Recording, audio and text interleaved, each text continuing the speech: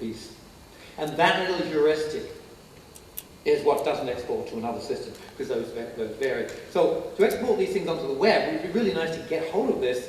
And when you take that rule, the useful bit is the first piece. That is the fact, that is the piece of knowledge that you can express in logic. And the local processing hit I suggest for the moment you'll ban it.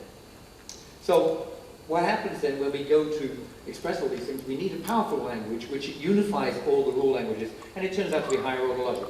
And some people get nervous when they hit that, because higher order logic allows you to express things which are paradoxes. They allow you to ask questions which may or may not have answers, and it's very difficult to tell. But in fact, that's what the world is like out there.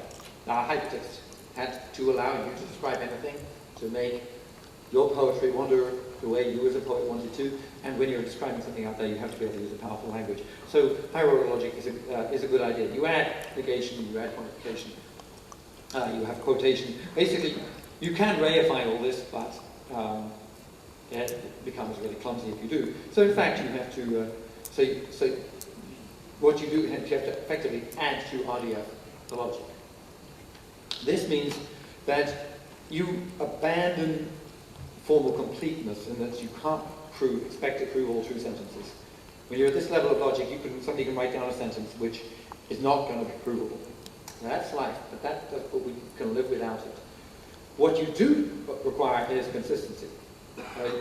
So you can't have a language in which, starting from any piece of data, you can prove that night is day, that the sun rises in the west. So the logic has to be consistent. You do not require all the data in the world to be consistent, because it isn't. So yes, you will find one person saying